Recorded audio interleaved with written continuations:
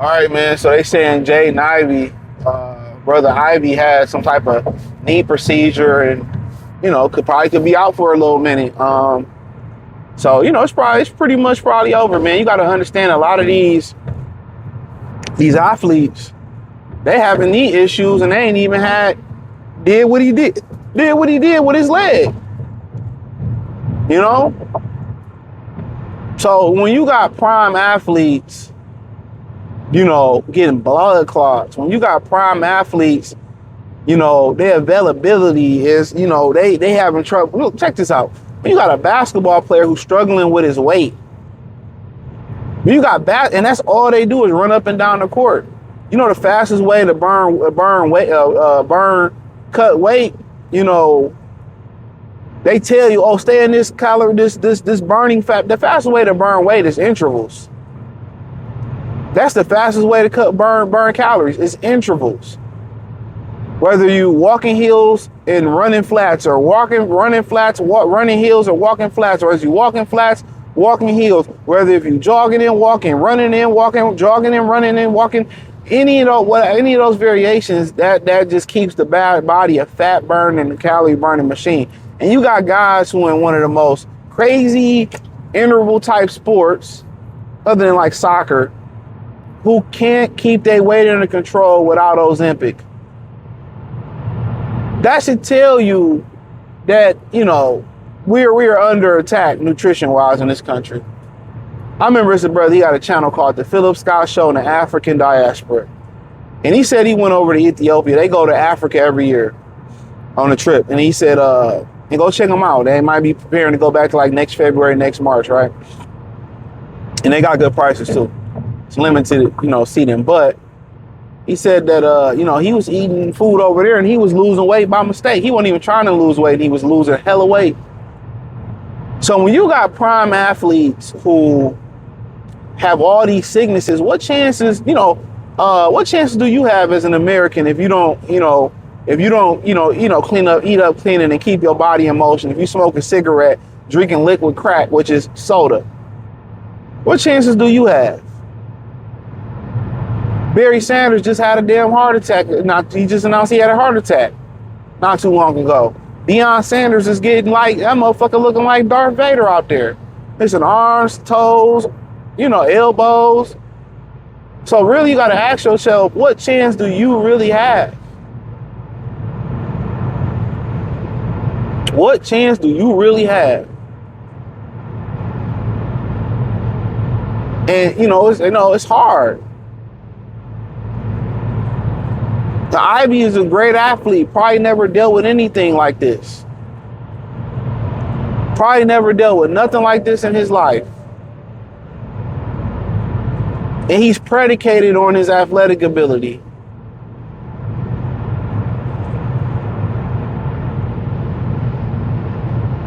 You got guys having knee problems and they just got to the league, 19, 20, 21 years old. And they say, we're going to get AI to see why we got all these Achilles injuries. Hey, man, you need to use a lot to figure out why you got Achilles injuries, ACL injuries, all these broken legs. You literally got fat basketball players, not football players, but you literally got fat basketball players. That is insane.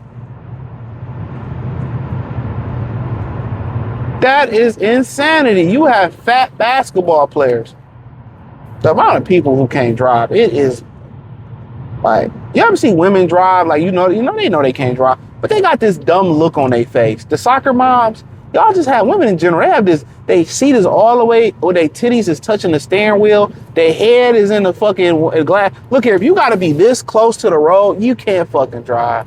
You should not be driving.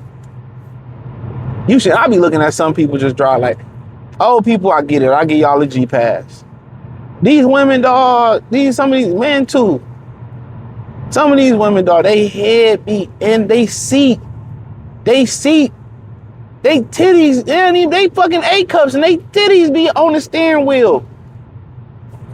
Big ass forehead above, almost in the windshield trying to drive. I'm like, why? Why? You gotta be that close to the road. I be looking like, man, oh man. But, you know, whatever floats your boat, buddy. But back to Ivy. But yeah, they know. They don't really want to, they know what the real issues is. Why these athletes and everybody sick, man. You know, America got to cash in its soul. They cashed in their soul, and now it's time to cash in the ticket.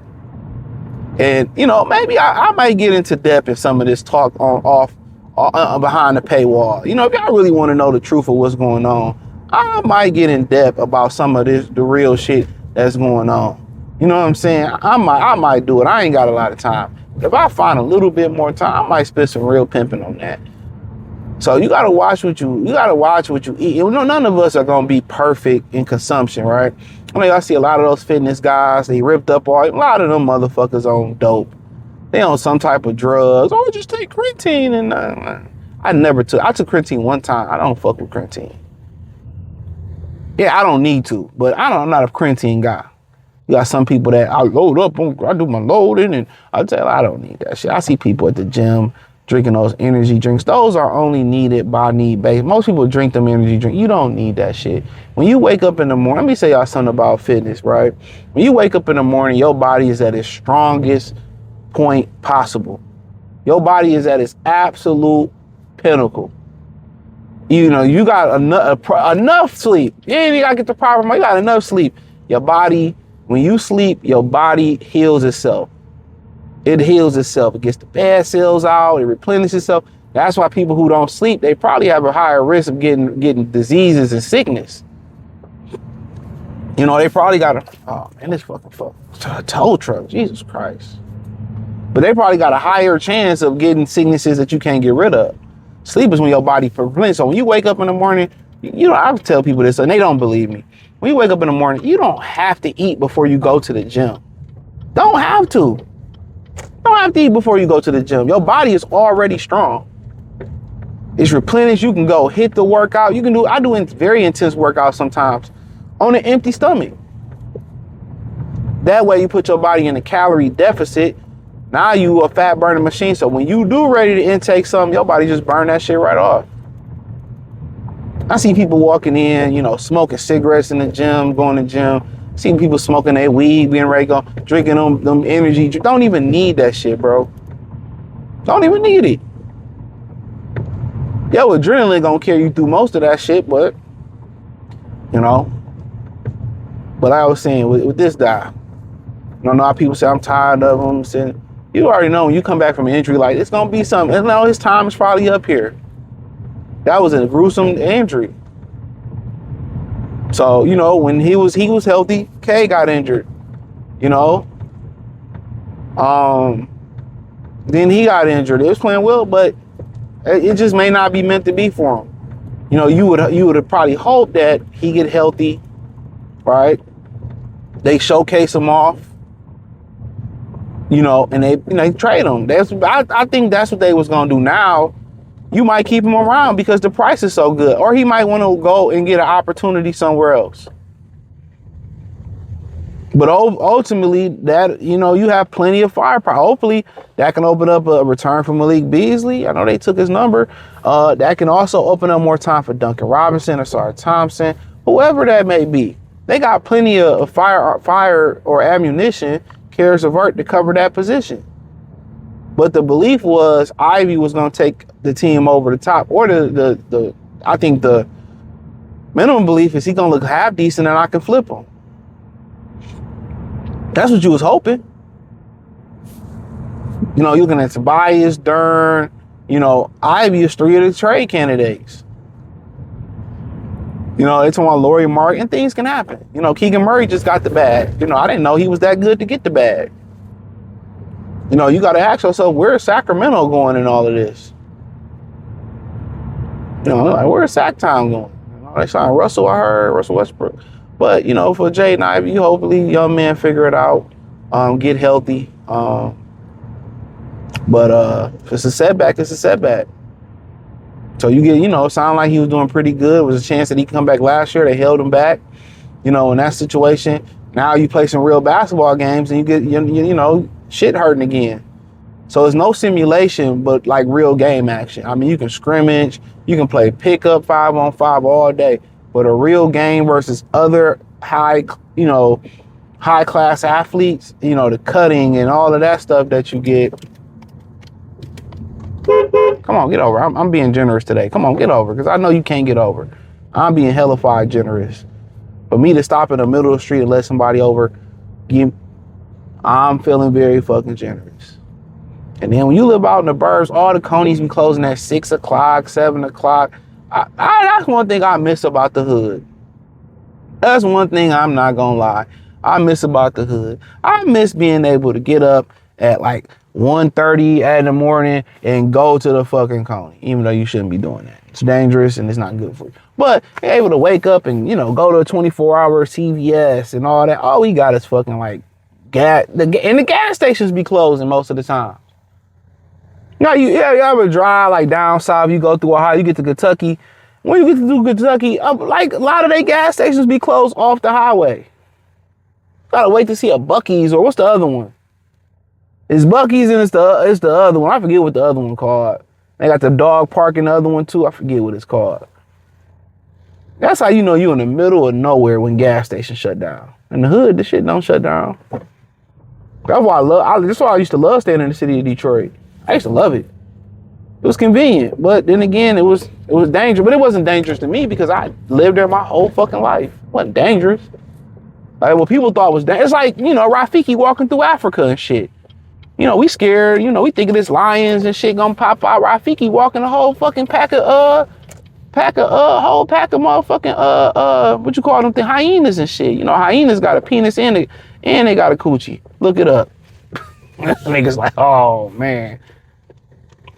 Come on, granddad. Come on, man. You bagging out like, your mom about to whoop you and you gotta go in. You don't want to go in the house to take your whooping like a man. But yeah, but at the end of the day, you compromise something. You move out, you compromise, soul food spots. Ain't no soul food spots, nigga. You gotta drive to the city. You compromise some for sure, but looking at my car insurance, and that's one of the great things about it. People are assholes. The further you move out, the further assholes you get too. They don't have any manners. They don't wash their hands after using the bathroom. That's one thing about the gym. I spray everything down. I watch them nasty motherfuckers use the bathroom and they come out. I see that work all the time. Like they want to shake your hand. Absolutely not, you sick motherfucker. Excuse my language. But hey, thumbs up the video, share the video, subscribe to the channel, hit the link tree. I appreciate y'all for blessing me with the opportunity to serenade your ears with this Detroit Pistons talk. Hit the link tree. You can find wherever I'm producing content at, whether it's X, Facebook, Instagram, wherever. Peace.